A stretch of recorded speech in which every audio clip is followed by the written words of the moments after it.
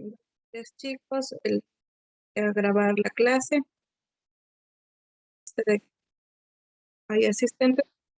Empezar a dar la explicación del día de hoy. El día de hoy vamos a ver sobre los fijos y variables. Dentro de los costos fijos vemos que son aquellos que provienen de la compra de materia prima, pago de mano de obra directa y directos relacionados con la fabricación de servicios, como por ejemplo la compra de materias primas, la compra de personal, envases, embalajes. Entonces nosotros lo que tenemos que hacer aquí es ir clasificando cada uno de estos ese dinero en relación a lo que necesitamos. Denominamos costos fijos aquellos que se mantienen, su palabra lo dice, fijo, es decir, constante, dependientemente del nivel de producción, como por ejemplo el arriendo, ya que usted tiene que pagar el mismo rubro de arriendo, sea que tenga ganancia como sea que la tiene. Entonces, en cuanto a la materia prima, en cambio, no es así, debido a que la materia prima usted tiene que verificar de acuerdo a la producción, ¿cierto? Siempre va a ir en relación a la producción. Es decir, mientras más usted produzca, más va a necesitar de ingresos para poder pagar la materia prima. Ahora, dentro de los costos totales, nosotros tenemos el total de costos fijos más el total de los costos variables. Sumados los dos costos, entonces hacemos el costo total, ¿ya? Entonces, ¿cuáles están considerados como costos fijos? Como ya les había mencionado anteriormente, vienen a ser los arriendos de oficina. En el caso de las, por ejemplo, de depreciaciones, también son costos fijos. El arriendo de la maquinaria, el alquiler de la planta, los sueldos de la mano de obra, ¿cierto? Esos van a ser fijos porque no es que nosotros les pagamos el sueldo en relación a la producción, sino que ellos tienen un sueldo ya fijado. De igual forma el Internet. Nosotros tenemos un plan de Internet o un costo mensual de Internet, independientemente de la cantidad de producción que nosotros tengamos, el pago del Internet no va a variar. Dentro de los costos variables, nosotros vamos a considerar aquellos que sí están totalmente relacionados con el volumen de producción. A más producción, mayor costo, a menos producción, costo. Entonces, entre los costos variables, nosotros podemos mencionar a la materia prima, a la electricidad para la producción, ya que si nosotros utilizamos o tenemos más tiempo prendido las máquinas, utilizamos más máquinas, el pedido de producción ha aumentado, pues también el consumo de la energía eléctrica va a subir. De igual forma, con los materiales indirectos que nosotros utilizamos y el mantenimiento de la maquinaria. Pues si utilizamos la maquinaria constantemente, entonces de hecho vamos a necesitar más periódicamente que se revise y se dé el mantenimiento de la maquinaria. ¿Ya?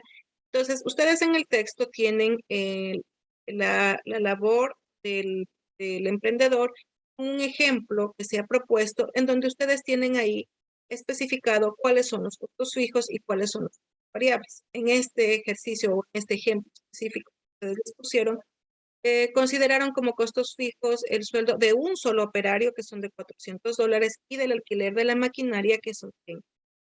Y en los costos variables, pues obviamente tenemos materias primas. En este caso, como se trata de un emprendimiento que realiza pupitres, entonces la materia prima obviamente va a ser la madera. Y dentro de los materiales indirectos, es decir, los otros materiales más pequeños, pero que también son importantes para la producción de estos pupitres, tenemos clavos, el pegamento, de pronto van a ser lijas y otro tipo de gastos, entonces se ha considerado un valor de $3 por pupitre. Entonces, en este cuadro que ustedes tienen aquí en el lado izquierdo, entonces van a diferenciar muy fácilmente cómo a lo largo de los años el emprendedor se ha proyectado en los costos que va a pagar de la mano de obra, del alquiler, y que van a permanecer constante en cada mes. Entonces, si ustedes miran el cuadro donde dice producción, nosotros tenemos un cierto número de pupitres que ellos consideran que van a producir.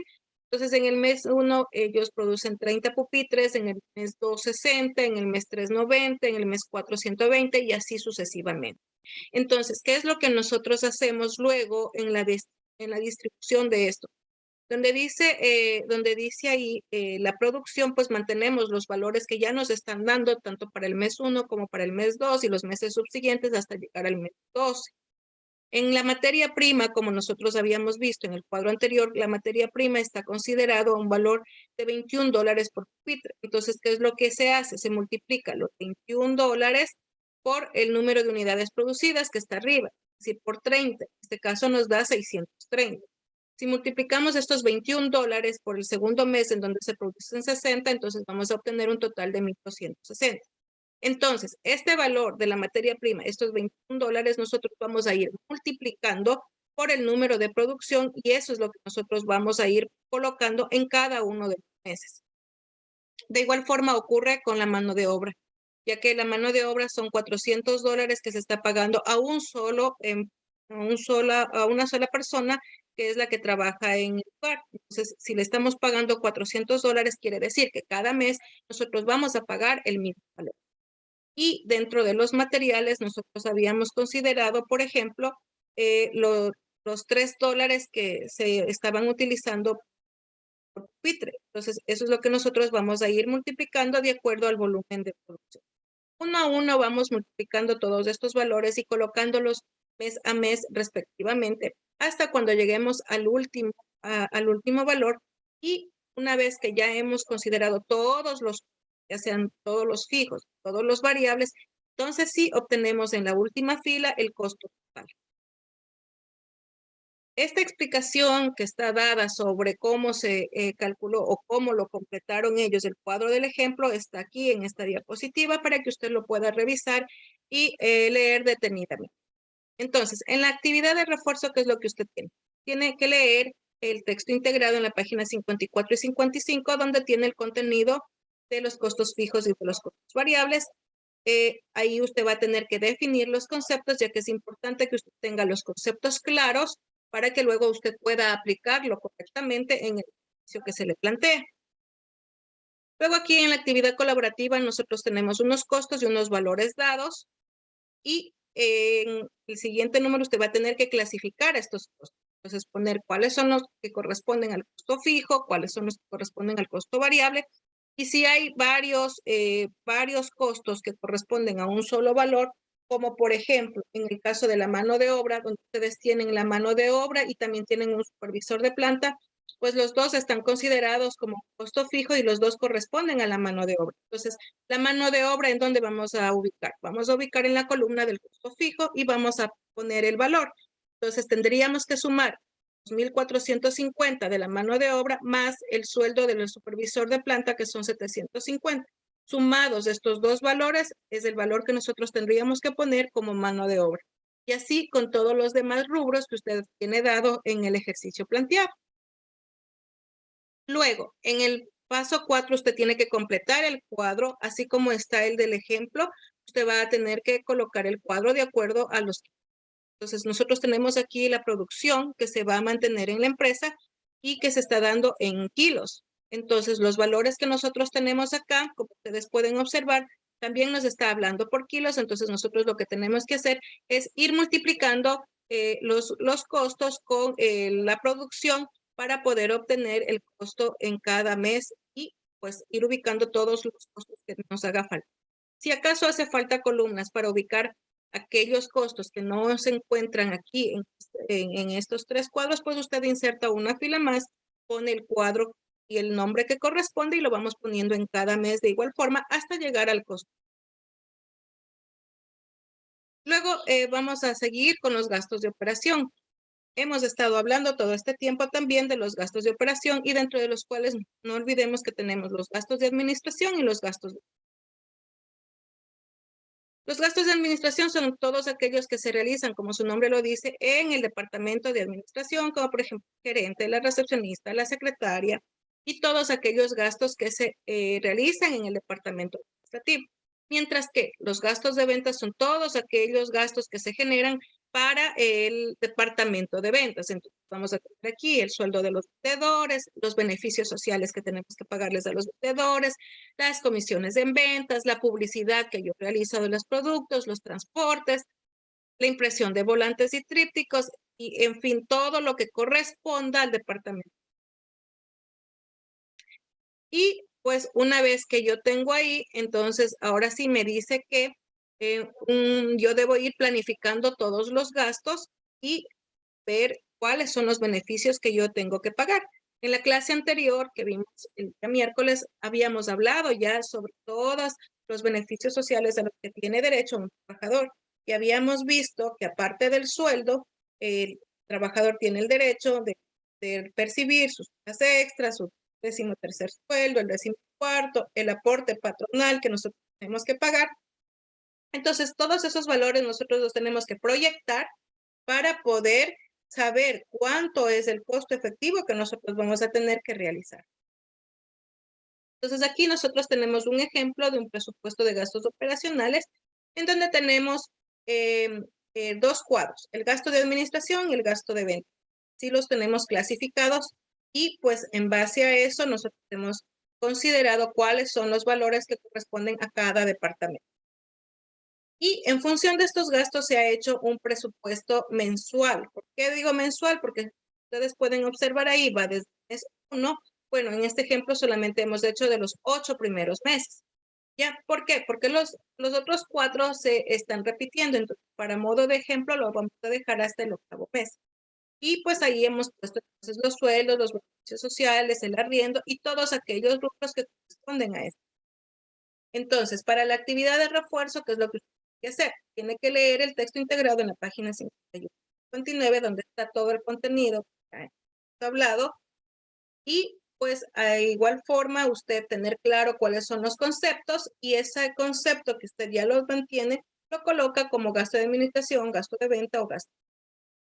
Luego aquí tenemos un ejercicio práctico para que usted realice, en donde usted va a tener que realizar todos los cálculos, tal como se lo hizo en el trabajo de clase, que estábamos de clases presenciales, de nosotros íbamos calculando lo que corresponde a cada trabajador. Y pues luego finalmente nosotros tenemos que se ha presupuestado compra de computadoras y lo demás. Entonces aquí nosotros en este cuadro lo que vamos a hacer es cambio, clasificar. Así como en el ejercicio anterior nosotros clasificamos los costos fijos y los costos variables, ahora en este ejercicio y en este cuadro nosotros lo que vamos a hacer es clasificar gastos de administración y los gastos de venta. Una vez que tenemos puestos todos los gastos, entonces ahí sí vamos a saber cuánto en realidad es el gasto total. Dentro de un presupuesto de gasto de operación, no se olviden, siempre vamos a tener que considerar todos los desembolsos de dinero que nosotros necesitamos para el funcionamiento normal de la empresa, ya sean estos administrativos o sea de venta. Entonces, ya lo mencionamos, dentro de los gastos de operación tenemos todos los sueldos y beneficios sociales a los que se tiene derecho y que nosotros tenemos que proyectar. Y aquí tenemos pues, el ejercicio, ¿cierto? Ahora, dentro de los gastos que nosotros tenemos, no nos olvidemos de que siempre vamos a necesitar realizar la depreciación. Y pues, ¿qué es la depreciación? Ya sabemos que la depreciación es la disminución, ¿no es cierto?, que nosotros tenemos de los activos físicos por diferentes razones, como el avance de la tecnología, por el desgaste físico mismo del bien, por el paso del tiempo, ¿no es cierto?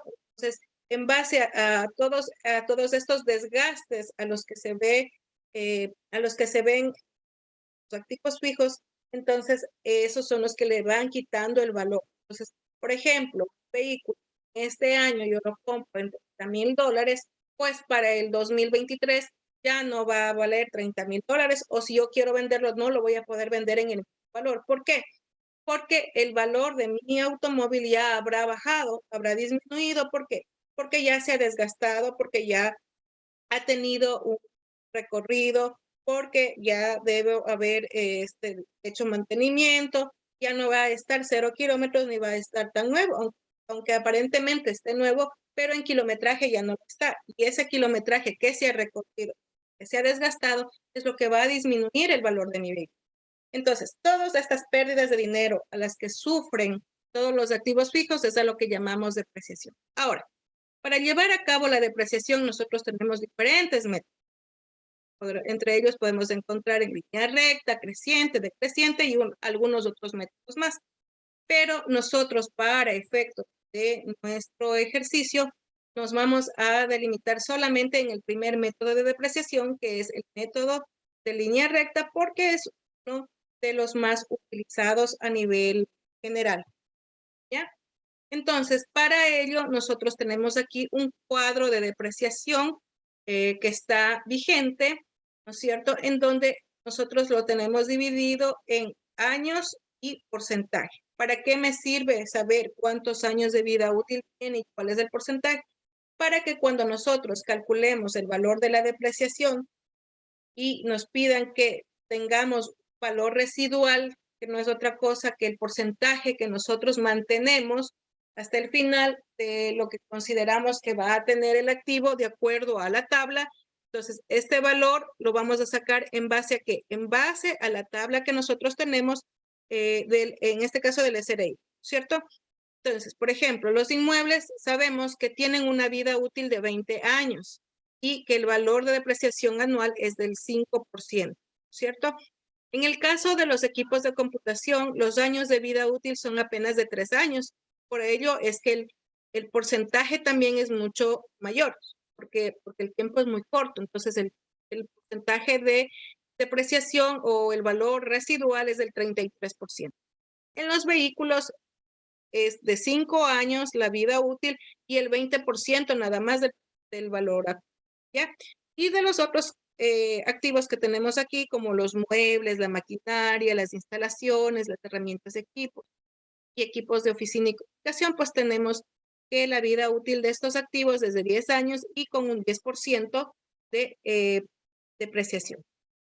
¿Ya? Entonces, aquí está un concepto de la depreciación por línea recta, ¿no es cierto? Que es, como yo les había mencionado, el más común, es el que más se utiliza hoy en día, y pues su nombre se debe a que el valor en libros disminuye linealmente con el tiempo. ¿Qué quiere decir linealmente? Cada año se mantiene el mismo valor de depreciación, no cambia. Entonces, se maneja en línea recta, por eso es que se denomina depreciación en línea recta. Ahora, dentro de los métodos de depreciación de línea recta, como yo les había dicho, hay con valor residual o sin valor residual, o en algunos otros textos, usted al valor residual se lo considera como valor de salvamento, ¿ya? Pero es lo mismo. Entonces, valor residual o valor de salvamento es lo mismo, ¿ya? Entonces, aquí tenemos que la fórmula que nosotros debemos aplicar para calcular la depreciación con valor residual o valor de salvamento es igual a ¿qué? La depreciación va a ser igual al costo de adquisición menos el porcentaje del valor de salvamento y dividido para los años de vida útil. Entonces, en estos dos datos es donde nosotros vamos a poner en práctica que la tabla que se había mencionado, ¿ya? Entonces, luego nosotros lo único que tenemos que hacer es ir realizando el cuadro de depreciación. En el cuadro de depreciación nosotros tenemos la fecha, la depreciación anual, la depreciación acumulada y el valor en libros o el valor neto, que es lo que me va a costar al final, ¿cierto? Entonces, recuerden que siempre nosotros partimos del periodo cero, ¿no es cierto? ¿Por qué? Porque es cuando el activo está fijo, es decir, cuando, está nuevo. Cuando recién nosotros lo adquirimos, ahí tenemos entonces el valor cero. Pero el valor en libros va a ser el valor de adquisición, es decir, el valor al que nosotros compramos el activo, ¿ya? Y pues a partir del primer año, entonces sí, ya vamos a ir colocando el porcentaje o el valor de depreciación anual. En la depreciación acumulada vamos sumando cada una de las depreciaciones anuales de año a año. Entonces, por ejemplo, aquí en el primer año la depreciación anual en este ejercicio es de 1,750, pues la depreciación acumulada va a ser 1,750 el primer año. Y el valor neto para sacar el valor en libros, ¿qué hacemos? El valor de adquisición lo restamos menos la depreciación anual y me da el valor de 5,750. ¿Ya? Para el segundo año, ¿cuál es la depreciación anual? 1,750. Pero ¿cuál es la depreciación acumulada? Estos 1,750 del segundo año más los 1,750 del primer año, que me da igual a 3,500. ¿Ya? Y para sacar el valor en libros, consideramos el valor anterior menos la depreciación anual. Recuerden que aquí nosotros lo que tenemos es que realizar la depreciación anual. ¿ya? Vamos a restar siempre la depreciación anual, no la acumulada. Y pues finalmente nosotros tenemos que registrar todo aquello en el libro diario. Y en el libro diario el registro se va a hacer en asientos, ¿no es cierto? En asientos contables.